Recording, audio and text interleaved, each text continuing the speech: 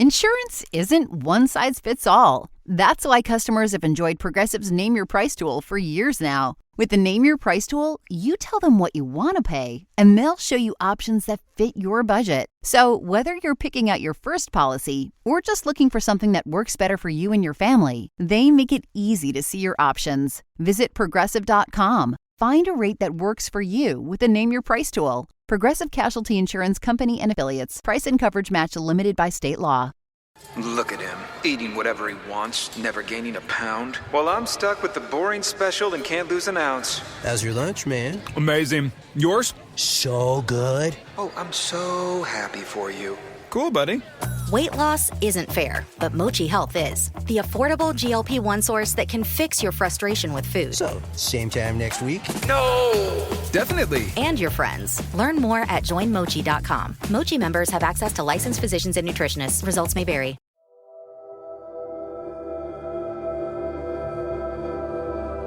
All right, so we're back with Laura Brand, serial killer whisperer, and we have a special guest, someone that we've been talking about on this podcast for a long time now that Laura constantly refers to, and who's helped her, guided her, and assisted her in this gigantic study that they're working on. So we've seen photographs. We know who you are. I'm a native New Jerseyan, so I'm familiar to Stockton. It was Stockton State when I was going to college, but I actually almost went there, ended up going somewhere else, but I did apply there. But your resume speaks for yourself. I mean, you're a forensic psychologist. You're a professor of psychology at Stockton, and you're an investigator. I didn't know this. This is something interesting. I didn't know you were an investigative sergeant at the Dallas Police Department, which I thought was really interesting, for 12 years. So you got some street cred. You know, Sorta. you're just not a book guy. You got some street cred, so that's really interesting. But anyway, Dr. White, thank you so much for being on, and just wanted to having me. Yeah. So first off, I want to talk a little bit about how your guys' origin story. I mean, she spoke about it, but I wanted to hear it from the horse's mouth here. So, how did you guys first meet, and then how did this whole study come about? I mean, it's just really interesting because when we met Laura, how long has it been now? It's like 5 years. 5 years ago. She was just starting on this stuff, and then we were like, "Who is this young woman who goes up and locks herself in cages with death row inmates?" I mean, you know, I've had a lot of experience inside prisons, having done a lot of prison documentaries, but I've never heard anybody get locked in a cage with a serial killer for 3 hours to ask them questions. So, how did it all start? Well, we went to Laura, did you want to? No, you go ahead. All right. So we met at a conference up in New Haven, Connecticut. It was a serial murder conference at Yale University. And we got to talking. I'd never heard or seen Laura before. And we started talking about, of course, the subject up there was serial killers. And she was telling me how she had been going to San Quentin and interviewing them. And I'll never forget this. We're in a car going to dinner one night, and someone calls her on her phone, and she says, "Oh, it's Doug." And I'm going, "Doug?" And she said, "Doug Clark." And of course, I've been studying these guys for years. Mm-hmm. And I said, "Doug Clark, the Sunset Killer and Sunset Strip Killer, and with Carol Bundy?" She says, "Yes." So we got to talking about her initial project, and I was obviously very fascinated by that. And I had studied a little bit about Bittaker and Norris, and I believe they were part of my presentation. And I was fascinated by them buying the van and actually rigging it up and then calling it Murder Mac. And she, of course, knew all about that.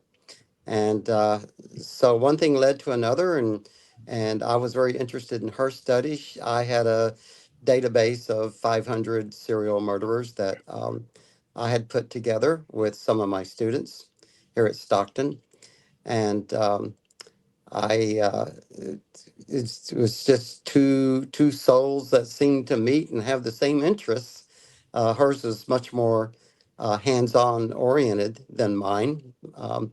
And that's how we started. And we started talking about what we could do with some of her data, and then later combine my data, and maybe interview these serial killers a little bit more at length to help law enforcement. As we started, her study pretty much looks at the philosophical aspects. I'll let her describe that, and I eventually want to move on to get more of the psychosocial, neuropsychological data involved.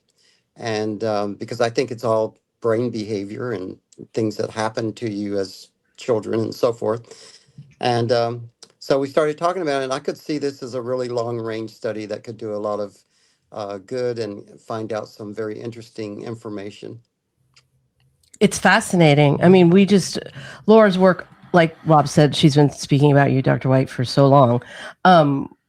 We're just so excited to have you here to kind of explain a little bit more about what you think happens to some of these people to turn them into these psychotic killers. But the study itself is fascinating to us. And Laura, why don't you tell everyone a little bit about your part and what you've been focusing on? Well, I started it, God, it's almost, I think, coming up on 12 years this year, April, 12 years ago.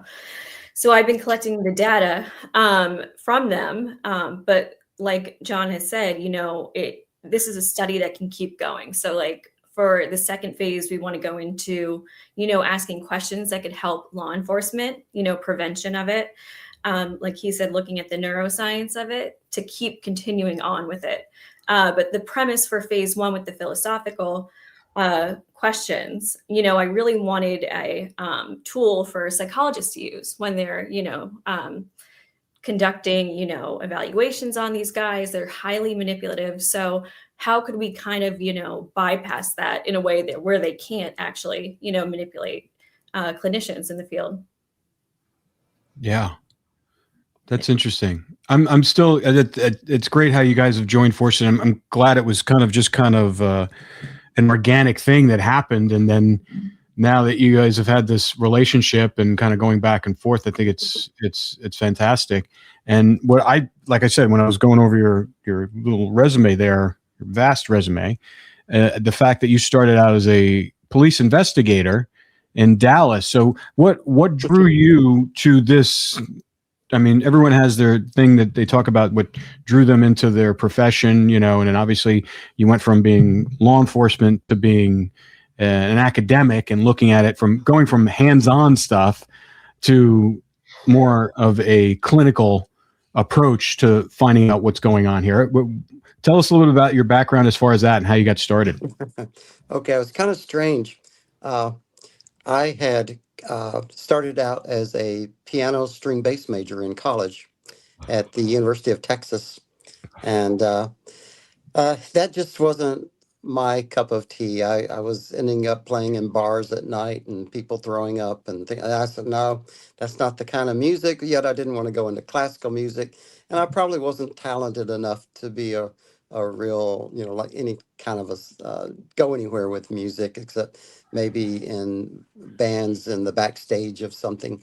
So I looked around and I saw some criminology classes and I thought, that sounds interesting, but you have to take sociology. So I majored in sociology. I changed my major, graduated with a degree in sociology. And of course, there were only like 2 or 3 criminology courses. And I never intended on being a police officer or anything like that. I just was interested in the criminal aspects. I was kind of intrigued by criminals in a way. And so I didn't really know what to do with that sociology degree. Urban planning, no, that's not, helping people in certain ways find housing. That was good, but that wasn't really what I wanted to do. So a friend of mine said he wanted to be a police officer and said, would you come down with me to apply? And I said, yeah, I'll go with you. Kind of wondering in the back of my mind why a person who wants to be a police officer needs moral support to go apply to be a police officer. But so I went down with him, and we sit in this room, and he's taken away by a detective comes out, or an investigator. They called us investigators back then. So an investigator came and got him, and another investigator came up and he said, "Are you next?" And I said, "Oh no, I don't want to be a police officer." And he said, "Why not? You have a job?" And I said, "No, not at the moment."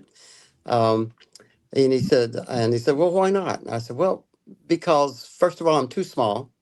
I'm not that big, and second of all, I don't want to get hurt." And he said, "Well, you're not too small by any means, and police work is as safe as you make it." So I thought, okay, I'll try it out. So it just became a challenge to see if I could actually pass all the tests. And Mm-hmm. I did. So I got in the academy and I was thinking, that's pretty good for 6 months. They'll pay you. And then maybe I can look around for another job. And I made it through the 6 months, and then it turned into years. And one time in patrol, I answered a call as a deceased person call, a really routine call. And I get there, and there was no suspect information or anything like that. So I get there, and there's a guy standing over a female. She's lying on the floor, and she's deceased. I checked her out, and no pulse, and lividity had started in, and so forth. And so I felt really sorry for this guy because he kept he was crying and he was upset, and I felt really bad for him. But I did my thing. I called everybody I was supposed to call: CSI, the medical examiner, the detectives, and so forth. They all come out, and so they take him downtown to make a statement. And my role there at the time was just to secure the crime scene. That's it. Put the yellow tape up and smile at people who walk by, and that's it. So I get a call later, and they say, that guy you were talking to, how long did you stay with him? It's about 15 minutes or so. And they said, well, we were going to let him go. And he turns around and says, "You fools, I killed that girl. And not only have I killed her, I've killed about 15 or 16 other people." And I thought, oh my God. Serial murder Wow. back in the 80s and 70s was not a common term, even in police work. And I thought, how in the world could I stand there with this guy for that amount of time and not see? I mean, he didn't have the mark of Cain on him, or a scarlet letter that said Yeah. SK on it or anything. But how in the world did I miss that?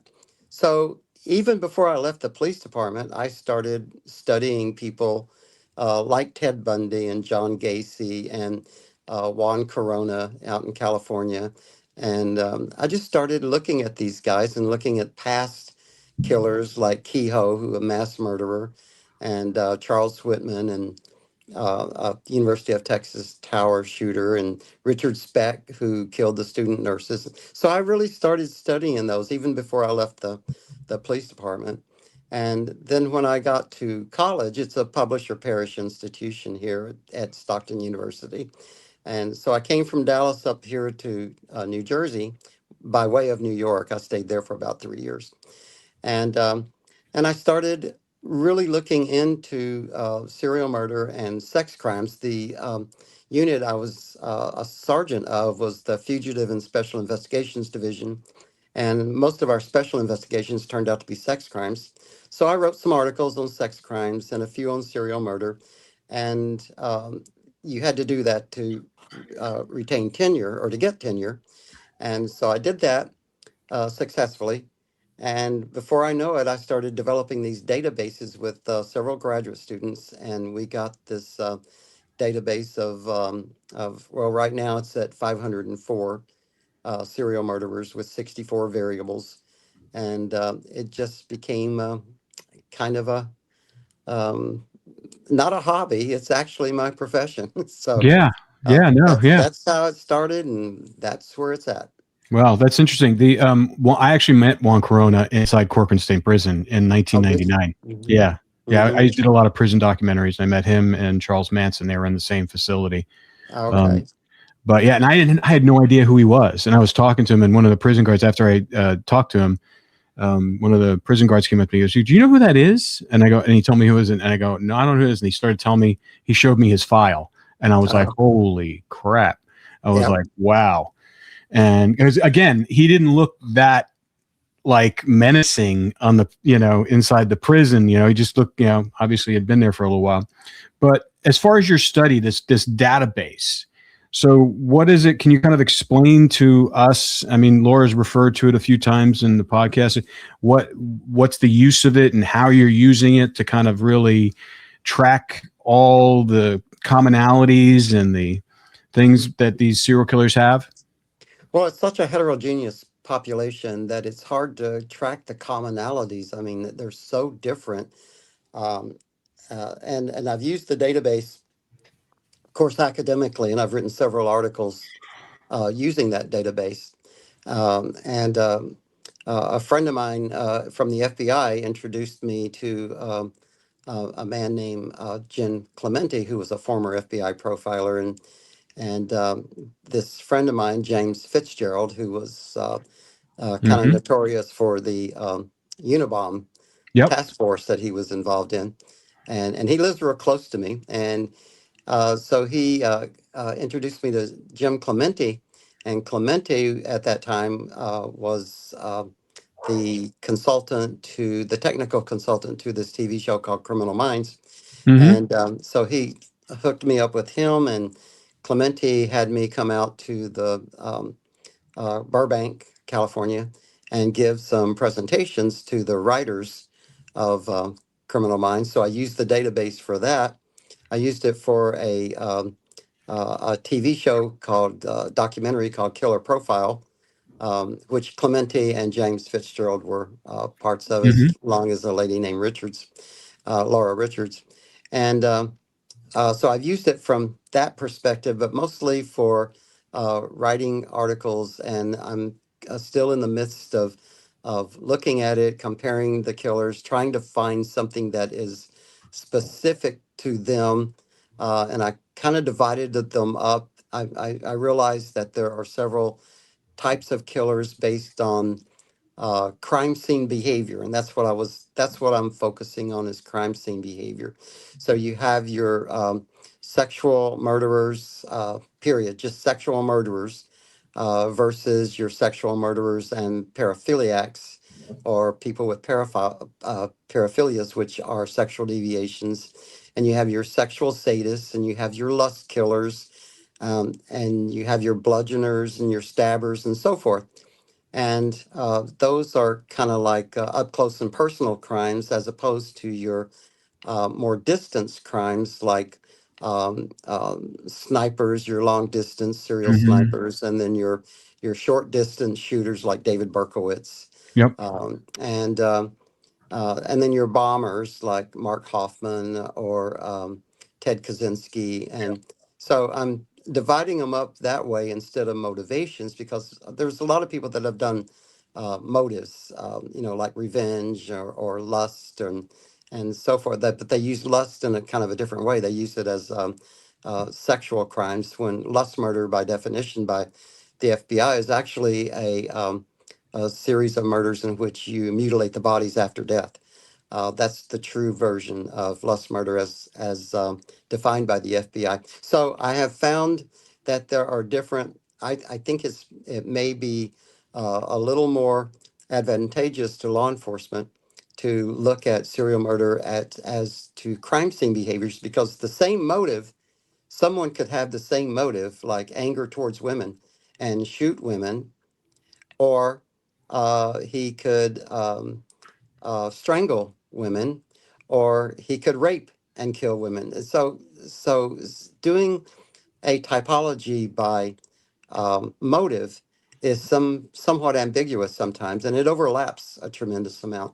And I think to have a true typology, you need to have categories that are not overlapping, where one person is pretty much the same as another person in their behavior, yet distinct in some way. And so that's one thing I would like to do here, is merge Laura's major study with some of these crime scene behaviors, and compare and contrast and see if there's any commonalities in that way. Because to be honest, they're such a heterogeneous group. You mentioned Juan Corona, who killed these men, because mainly he didn't want to pay them, but he also had there was evidence of sexual activity with these guys that he buried in his neighbor's field, uh, Hmm. which is Lots, quite, lots of them. Lots of yeah, them. yeah, about 16 or 17 people at least. Yeah. And then you have people like Soul up in or let's see, yeah, his name was Soul, and he buried people in his yard. Um, so you have people who kill and bury people in their yards. You have people that transport.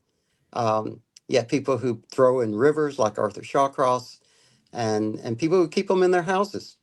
Mm. Um, like Gacy, Yep. or bury them in their backyard like Dorothea Puente, which we don't really talk about a lot of female serial killers, but she's a good one.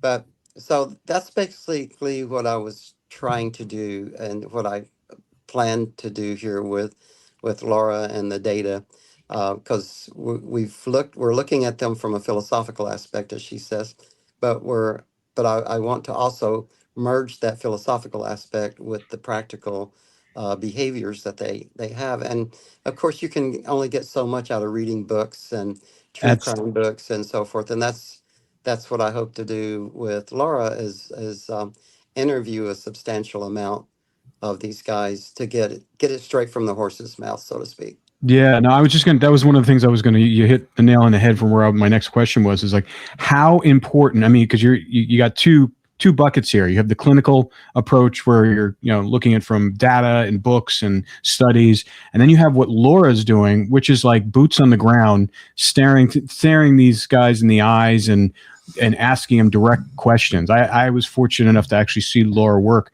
in person. I went in the cage with her at San Quentin with David Carpenter and spent a few hours with him and just saw, it's, first of all, it's like how she can keep her head straight in the 6x4 cage where your knees are basically touching the serial killers there's nothing in between you and them. And there's a guard outside, and we know the procedure there. If something happens, it's going to take a little bit of time for them to get to you. So how important is that boots on the ground, getting it from the horse's mouth? Or is it, do you think a lot of these guys, and Laura's, we've talked about this, is, some of it can be very performative. Yeah. And so how do you know that you're getting the stuff? I mean, I think the fact that she does it so often, and it's not just in the cage, but has these lengthy phone conversations. I mean, don't ever you can't leave Laura a voicemail. Her voicemail is constantly full.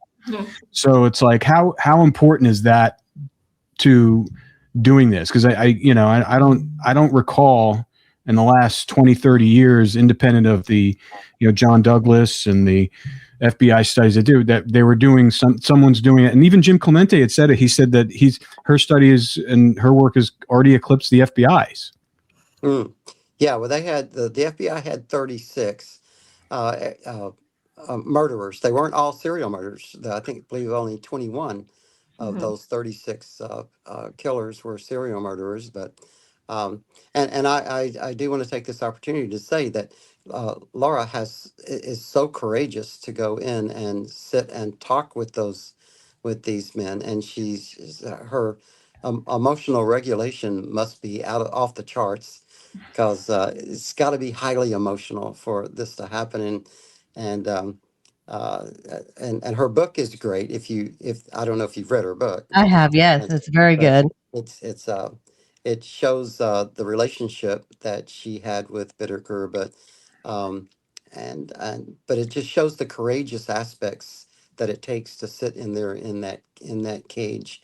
But the and you have to be careful, yes, because you don't know if they're telling. And my opinion is that all serial killers have somewhat of a delusional aspect Hmm. to their psyche. And the false belief, a delusion is a false belief.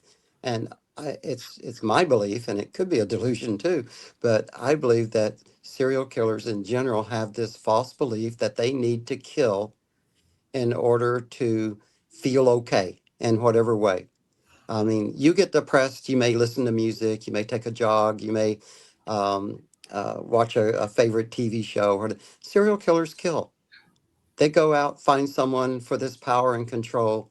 And it's really easy to say, oh yeah, it's for power and control. But why? Why do they need that power and control?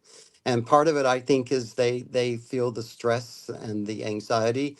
And back from evolutionary times when we felt stress and anxiety, it was usually because a big dinosaur or a tiger was going to kill us. And I believe we may have retained some of that type of thinking in our cortex and deep subcortical areas. And serial killers, when they get stressed and anxiety, not only do they subconsciously feel like they're going to die, but they feel like they have to have preemptive tasks and kill before they are killed subcortically. They didn't. If you ask a killer this, that they couldn't tell you that. But that's another thing I would really like to interview a lot of these guys and find out what what thinking patterns. And Laura may already know some of this, but what were their thinking patterns just before, like when their fantasies started? Why did they start fantasizing about, why did Bittaker start fantasizing about killing these young girls? Where was the origin, the genesis of this fantasy? And what did he feel each time he killed? Um, and I know one person can't give you all of that information. You can't infer everyone Mhm. else feels it. But I think it's a good start because I truly think that there's some subcortical situation that's going on. um, I think it's Joel Norris, who was a psychologist, who was probably the first person to say, or one of the first to say, that serial murder is a brain disorder. It's a brain disease. And I truly feel that that's the case. That was going to be my next question. Do you think that it is a brain that is just wired wrong, or do you think it's experiences that they incur as children that are abusive, that exasperate it, or do you think it's a combination of both? I think it's a combination of both. And I believe I believe the wiring in some people is so strong that the social environment, great parenting, and so forth can't really change that. And in other people, I believe that they were so brutalized and so hurt that their brain was predisposed to take that behavior and those feelings and emotion regulation and turn it into something that they must feel the power and control from. So I believe it's both, and it kind of depends on. I think some people are 70-30. Most it's brain wiring and neural anatomy and communication among the brain areas that causes or contributes most to the serial murder. And I believe other people are 70-30 the other way, that maybe 30% of their brain is wired that way. But the experiences that they encounter in life are so horrendous that it shapes the brain and shapes those synapses to um, formulate neural networks that say, I have to kill in order to be okay. Because I think we all are born with the idea, and by the way, um, um, DNA and genetics do not mean destiny. They do not inform us that you've got to end up this way no matter what. And so that's what I think on that aspect. What do you think, Laura? Oh yeah, 100%. Yeah. And John, I haven't had a chance to ask you since you read the book, actually. Um, so, did you have any thoughts about Bittaker after what you read? Did I have any thoughts? Yeah. Well, he was adopted, so we have no idea what his 46 chromosomes from his parents have. You gave a little bit about. Did you give a little bit of background about the parents, the Yeah. So biological parents, or? he was adopted within the family. It was a Yeah, great aunt, and his Irish twin brother was also adopted within the family too. yeah. Um, the mother was kind of forced to give them up, and I have confirmed this with family members of that side of his lineage. And he has, the mother went on to have 4 other children. And I have some court depositions of them giving testimony to a private investigator about, their upbringing and stuff to actually look at what you're talking about. I should actually send it to you because it was very fascinating. And it seemed that the mother, they didn't describe it as bipolar, but she had kind of like a switch, which is something I've noticed within Bittaker. And again, it's not bipolar. I would not classify as bipolar. It was just this, how would you describe it? I mean, an emotional trigger. Yes. Like he would have these 2 sides. And once it was on, like there were a couple times, and I would say Norris had this too, where I had triggered both of them. And it was that serial killer came out, and I've seen it firsthand. And I mean, it's nothing like you've ever seen in your life. When you see it come out, it is that, like how victims talk about the survivors. I mean, when they've encountered a serial killer and it's that switch really quick. I mean, it's that quickly. Yeah, that's kind of like what Carol Durant said when Ted Bundy tried to kidnap her, and he was really nice, and she thought he was a police officer because he said he was, and she's in the car with him, and all of a sudden he went through that switch, and she said she actually thought his eyes turned black. But so yeah, that's probably that maybe not bipolar, but the ups and downs of lack of emotion regulation. Absolutely, could be Combination of adrenaline and testosterone. Yeah. It's like that hot shot that they're getting, and it's rushing through their body. I mean, it's just I like something like their parasympathetic nervous system takes over and just kind of gives them that switches them. It's the same, because I mean, there's not comparing them to this, but it's the same kind of level of, like when you see an NFL player who's got to kind of get himself mentally pumped up, and sometimes it's just reactive. Someone hits them and then they hit them back, and it's just like it triggers something. So it's something because we talked about that. It's the one early on, Laura, when I don't know who mentioned it, and I think it was, I can't remember who it was. It might have been someone we had on the podcast talking about how it's the one thing they have in common, that all the serial men, it's the testosterone. It's that thing that because that's why why don't you see more female serial killers? It's just that fight or flight. That thing where you get an amazing pair of shoes at a really great price and want to tell everyone about it? Yeah, so do we. Here at Designer Shoe Warehouse, we'll give you something to brag about, like the latest styles from brands you love, or the trends everyone's obsessing over, or shoes that make you feel like, well, you. So go ahead, show off a little. Find shoes that get you at prices that get your budget. Head to your DSW store or DSW.com today. DSW, let us surprise you. This podcast is supported by MIDI Health. Are you in midlife, feeling dismissed, unheard, or just plain tired of the old healthcare system? You're not alone. In fact, even today, 75% of women seeking care for menopause and perimenopause issues are left entirely untreated.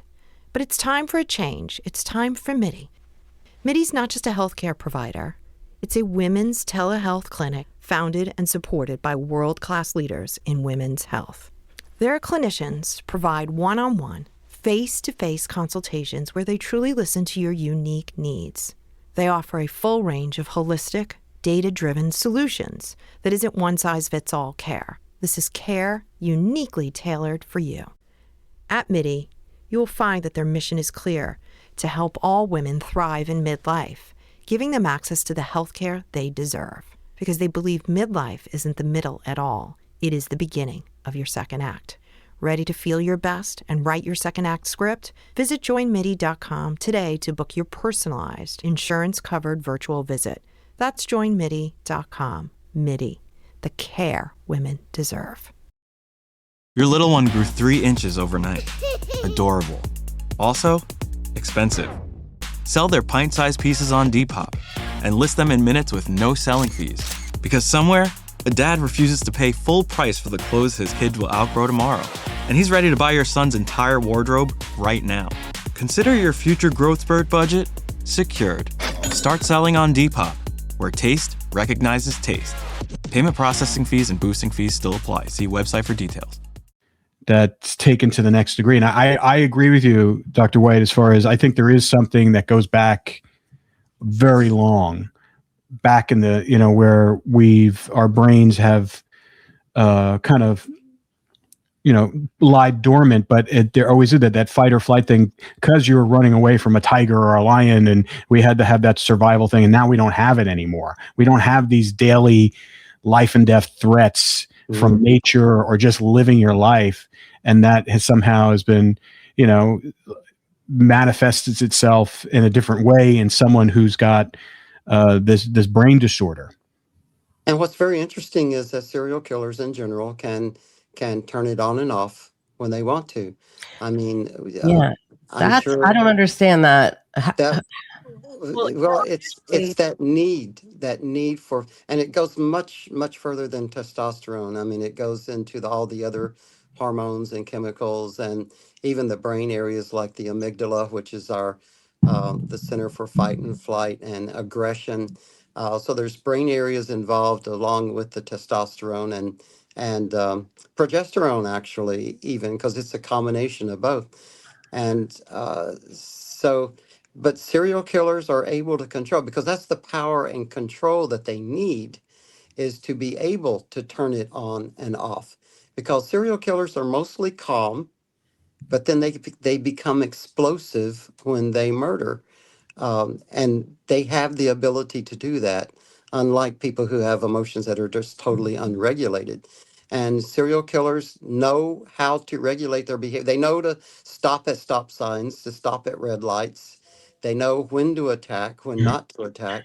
So everything is pretty calculated, methodical, and they know to control their behaviors. Like when they go to prison, usually they're not that much trouble in prisons. They know how to quell all of their urges, and of course it could be because they don't have the victimology there in the prisons. But it is a snapping point, but it's a controlled snap. It's a controlled burst of anger. Yeah, two people I can just to come out to me, as one of which I've spoken to numerous times, is Gary Ridgway, and also Dennis Rader, BTK. I mean, both kind of have that, what you just described. It's just like they follow all the rules. They're model citizens. They're fathers. When we talked to BTK's daughter, she said he was a great dad. He was a great dad. He was always there for me. Like, she was like, it was such a blow to her when they came and told her. Same with Ridgway's son, who we interviewed, who I spent time with, and the poor guy. I mean, he was in the Marines at the time when they came and told him about his father, and he looked up to his dad, and both of those two people were destroyed because of that. They're not they can't have, unfortunately, they've struggled in their life because of this torturous stuff that their fathers did. I mean, like, literally you can see it in their eyes, and they've kind of retreated out of society. I mean, Gary Ridgway's son lives in the middle of America, and he doesn't want anybody to know anything, and he's just he's just existing. Yeah. So it's sad. And you could probably find that over and over and over with Herb Baumeister and Robert Yates and who had families and had no idea. Even Keith Jesperson, his daughter, I think she wrote a book called Shattered, and it's they know how to behave. They just don't do it, and I hesitate to say they choose not to do it, because again, I believe it's partly the way you're wired, whether or not you have the ability to control your behavior. Do you have your behavior for the need for power and control, especially if you feel so stressed that you feel that unconsciously that your life is actually being threatened? Laura, with Bittaker, did he ever get into those moments before he would actually decide to kill someone, and what triggered him, or what was his point of no return? I don't know if there was, I mean, we talked about, what, led up to it. And, when I interview all the serial killers, and especially with Bittaker, sometimes they don't understand why they're doing this stuff too. So it's more of an an exploration you're having with them as well. Because they ask me just as many questions as I'm asking them, trying to figure this out. And, like you said about the manipulation is, there's actually, I would say my biggest discernment is trying to decide whether, is it a manipulation tactic or is this a delusional thought where they truly, truly believe this? And that can show up in many forms. John, we discussed this on the study, some of their answers. Is it really a delusion or, is it manipulation? And that's the discernment you have to make. But with Bittaker, I would say, it's very nuanced. It goes all the way back, with the mother giving him up and, the adoptive parents kind of cut him out. And, his first rejection with the girlfriend who he used to drive up to San Gabriel Mountains, And then he talked to me about when he was first incarcerated at San Quentin when he was 19, he was raped. And that's when the fantasies started with putting people in a cage or, having a captive. And that started after the rape when he was 19 years old. Yeah, wasn't he kind of distanced from his adoptive family because of the trouble he was getting into? Yeah, the adoptive mother cut him off, and his adoptive father actually came to visit him when he was in prison, very young, in his 20s. And his adoptive aunt actually told her husband, if you go see him again, we're divorcing. So he was kind of forced to not see Bittaker anymore. So Bittaker actually experienced, two sets of parents, giving him up essentially. How did you feel that I talked with Wayne Adam Ford along with Laura, and how did you feel? Do you feel that his behavior was kind of progressive along those lines? And did you see anything in his background that would give you a red flag that he could possibly have become a serial killer? Yeah, it's funny, just like with Bittaker, and this is what I see across the board typically, is the breakdown with the mother. It was, yeah. Yeah. Well, he had something else that happened to him too. He had that severe head wound. And I think, the fact that I kind of he's kind of like an outlier, because we've spoken to him a few times on this podcast. And what I thought was really interesting about him is obviously he was one of the few serial killers who turned himself in. Yeah. So he obviously, there was some sort of disconnect with his brain between the power of good and the power of evil that was that he was wrestling with. And at that point, he probably realized, if I don't turn myself in, I'm going to keep on doing this. Well, I think he was afraid he was going to actually kill his wife, wasn't he, Laura? He was afraid if he kept on killing, he would end up killing his wife. And he didn't want his son to be involved in the foster care system. Is that what you got out of it? Yeah. So a practical need. He knew, he came to the realization, which is very rare for a serial killer, that he couldn't stop. He wasn't going to be able to stop himself. Yeah. Yeah, Keith Jesperson turned himself in. Patrick Carney turned himself in. Carol Eddie Cole, that I was talking about earlier, he turned himself in. So there are a few who do that, but I think they realize that things are not going to get any better and probably worse. But again, there's that behavior regulation that they can control at times. I'm sure there are some serial killers that don't have the same brain makeup and neuroanatomical makeup that these guys that we just mentioned did. And they can't turn themselves in. They don't want to. It's too much fun. Yeah, they get too much out of it for themselves. Yeah, it's too much fun for some. They get too much of a dopamine rush for killing. And others, I think they find it as a need that they have to do. So that's another kind of division of murderers that I would like to explore. Yeah, I mean, the other thing that's interesting is you have the Dennis Rader BTK, and you have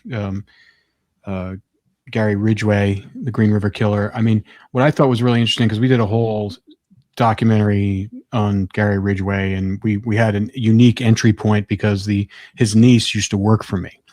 And so we had a unique entry point to get into the family. And I'm like, the first thing I asked her, I go, how did you guys not know? Like, talking about his brother, we talked to his brother, we talked to his sister-in-law, we talked to all these people, and we saw we had these amazing videos of Christmas morning and him handing out packages and, smile on his face with all the family around. And then he would disappear before dinner. He would go pick someone up, kill him, and then come back. And it was like nothing ever happened. Mm-hmm. And I was just like, I thought, is there the distinction between someone like Rader and him as opposed to, more brutal like Bittaker?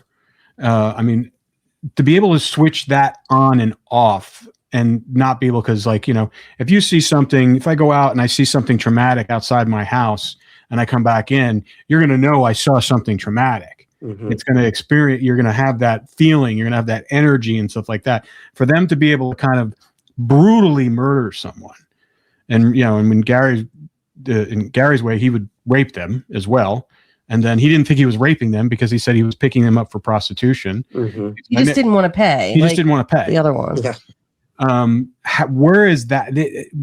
What's that distinguish? How do you distinguish between that type of serial killer and then someone who just can't turn it off and then just continually goes on? Well, I think there's an element of the amount and intensity of mental disturbance there. It's Dennis Rader was actually a sexual sadist, and so planned, so calculated. And Ridgway, the way I saw it, and I don't really have an answer to your question. I'm just trying to talk this out. I didn't think. I'm just kind of curious because it's fascinating that Yeah, I mean the level of mental illness, like Richard Chase, was severely mentally ill. He was schizophrenic. He thought his blood was turning to powder. He drank people's blood. He eviscerated people. He got into the bathtub with a baby or a young kid that he killed.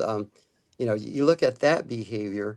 And he sort of and he raped Terry Wallen and some of the other victims that he had, and you look at that behavior, and it was just way over an outlier on that, and compare that behavior to someone like who had also had severe delusions, like Herbert Mullen.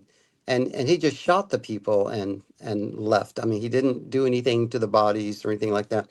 And I think a lot of that is the degree of mental illness that you have, and secondly, which brain areas it is affecting, because that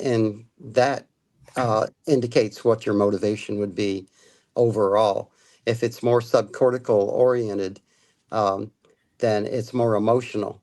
If it's more prefrontal cortex oriented, it's more methodical and calculating, like Dennis Rader, or like some of the even Angelo Bono and Kenneth Bianchi. Kenneth Bianchi to me was the subcortical team on that, was some subcortical part of the team, the limbic area part of the team, and Angelo Bono was more the prefrontal cortex part. He was the more, and you see that a lot in partners. You see one of them being more dominant and one of them being more emotional.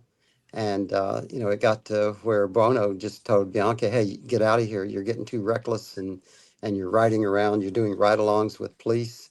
And sure enough, Bianchi goes up to Washington State, and his emotional side, he couldn't hold it. So that tells me that Bono was the main dominant force there, and the rational force. So I think it has to do with the rationality, the intense mental illness that you may have, because you have a lot of these guys that are I think Michael Stone of Columbia, the psychiatrist, he believes that most of these guys are schizoidal. That is, they have some type of schizoid personality disorder. And if that moves into and that's not a psychosis, but if it moves into the realms of psychosis, these are very, very violent people. And the more rational you are, the more disconnected you are to the murder. So you can go out and kill someone, come back home and have a hamburger without thinking anything about it. The more emotional you are, then that may be a little more difficult to do. Like some people commit undoing, which they wish they hadn't done this act and may actually take Band-Aids and put over the knife wounds or some other situation like that. They're more emotional. And so it kind of depends on where on the spectrum of emotionality, I believe, and rationality the killer lies. Laura, where would you put Bittaker in that? Oh gosh. He's a tough one to look at. I do, going back to Dr. Stone, he actually did a Most Evil. I think I've talked about it with both of you. I think we have, yeah. And he put Bittaker and Norris number 22, which is the highest for the torture, kill, murders. And Bittaker was very upset about his rating. And I was actually at Boston College with Ann Burgess and Dr. Stone, and I was presenting. And after my presentation, Bittaker called, and I had told him I was there with Stone and Burgess. And he demanded to speak to Stone because he wanted to discuss his rating. So he didn't like but explain what the continuum is on the radian. 22 was what? 2. So he was 22 out of what? Out of 1. Yeah, like 1 to 22 is the scale. So 22 is the worst, and 1 being like the less evil, like the least not evil. So he was the highest. He was insulted. Mm-hmm. Well, the scale is the more rational you are, and the less mental illness you have, the higher you are on the scale. And so if you're a psychopathic sexual sadist, that's a 22. But if you have some mental disturbances such as schizophrenia, or you're having hallucinations or some type of mental disorder, then you could drop down to maybe 15 or so. Ted Bundy on his scale was 17. Mm-hmm. So Bittaker was angry because he didn't have any mental illnesses. He was just doing this because he's evil. Yeah, but he didn't want to be a 22. Like he didn't want to be a psychopathic. Mm-hmm. Yeah. He was hoping that something in this study would like say, oh, it's not your fault. It's because your brain is something wrong. But he had full, cognitive ability while he was doing it, and he knew what he was doing, and there was no emotion behind it. It was just very clinical for him. So he wasn't deluded, and he wasn't like crazy. So it's like he was just a wild animal. Well, and this is something like I would say with anybody going into forensic psychology, with Bittaker, he had this aversion to the word sadist, but he was fine with psychopath or any other terms I used. It was always sadist. And it wasn't until our final interview, and I had said the word sadist, of course, and he had said, but I don't hate women. And I was like, that's not what a sadist is. I derive pleasure from inflicting of pain, and this can come in many forms. So we broke down the definition of exactly what a sadist was, and it made me, going forward with the serial killers, like if there's an aversion to a word, I go, okay, tell me what your definition is. What does it mean? Start asking those types of questions to break it down more for them, because sometimes they just have a misunderstanding themselves of what the actual word is, or even it playing into, why do you think you shouldn't be a 22? What rating do you think you should be? Asking those questions. You want to get on their wavelength. You want to get through their thought process, seeing what they think, and that was something I explored with Bittaker a lot. I mean, not just Bittaker, I mean, Wayne too. I think Wayne didn't like his rating for Dr. Stowe's scale. I don't think any of them did. And they all thought, I said, well, what do you think you should be? And explored that with them. Well, one commonality across the board here, I think, is narcissism. And they are very narcissistic. And they want to control the things like their ratings, what people perceive them to be, and so forth. So, for Bittaker, Laura, was it the dopamine rush for him? Do you think for the murder? I think it was a lot of aspects with him. I think it was I think that was part of it. I think, a lot of this was like the filling a childhood void and a need, and, the pleasure, the dopamine was a part of it with getting the sexual pleasure from everything. But I think there was also a deep psychological need he was feeding underneath. It's interesting, Dr. White. I mean, everyone throws around narcissistic personality disorder today. Everybody thinks they know what that means. Can you just kind of explain what you mean by narcissistic for them? Well, I think the main point of narcissism, of course, is when you can have high self-esteem. We should all have high self-esteem. But when you think you're the best thing since sliced bread and everybody should look up to you and that you know everything and you can't be told anything, constructive criticism is just, that's a no-no for you because you know best. But I think the defining point of narcissism is you feel entitled. You feel entitled to do anything you want to do. So it's not, and of course there's malignant narcissism, that term, in which that it's okay for you to hurt other people in order to satisfy because you deserve it, and it's okay. So it's an inflated self-esteem that's way beyond what it should be normally. And this entitlement that comes along with it, it's concomitant with your feelings about yourself. And you can't be told anything. I mean, that's why we have a lot of serial killers who decide to represent themselves at trial. They think they know more than the attorneys do. And we see how that works out. Yeah, exactly. Narcissism is measured within psychopathy. So when they're tested, they measure the narcissism, and it's kind of all tied together. Wow, this has been really interesting. Laura, your book is amazing. We're so excited for you that it's coming out soon. Everyone has to pre-order it. It's called God's Not Here, Only Devils. It's on Amazon. Dr. White, thank you so much for your time today. We're really excited to see where your study goes, and would love to have you back on again to talk about some other cases. Glad to finally meet you. I mean, we've been hearing about you forever. Nice to meet you. Yeah. And so Laura, we'll talk to you next week. Yeah, definitely. I just had a thought. I think Dr. White should come on with X. Oh, that would be great. We would love that. Yeah, we've been having, serial killer X. Yeah, we call him X because we don't want to feed into his narcissism.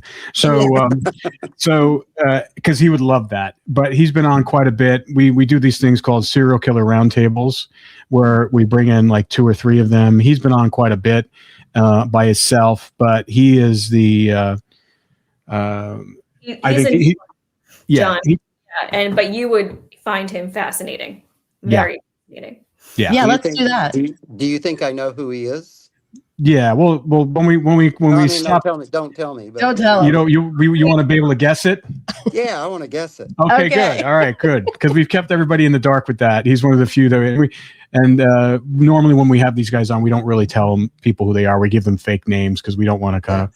And it also keeps it a little more objective. And it's fascinating to hear some of their takes on, like, well, potential serial killer cases around the country. We're like, is these deaths? Do you think it's a serial killer? And they'll give a serial killer's opinion. So it's kind of interesting. Okay. Can I do a quick plug? Absolutely. Well, I wrote a book. It's a fiction book, and it's called In Pursuit of a Serial Killer, The Archetype Case. But it's fiction, but it's based on the publishers said we got to make it inspired by true events because all the serial killers I talk about in that book is they're true, and they are their behaviors are true. And then I just published another book last week, which is a nonfiction book, which is called Neuroscience and Investigation of Serial and Mass Murder. So it's published by Linus Books, and that came out last week. So oh, wonderful. We'll put just wanted to throw out a plug. Absolutely. We'll put it in the show notes. We'll put links to all the books in our show notes. Okay. Thank you. Thank you both. All right. This has been great. Yeah, we'd love to have you back on, Dr. White, with X. Let's put that into motion. Exactly. Anytime. And bring on Y and Z later. Okay. We got plenty of them. Laura's got plenty of them. Exactly. All right. Thank you.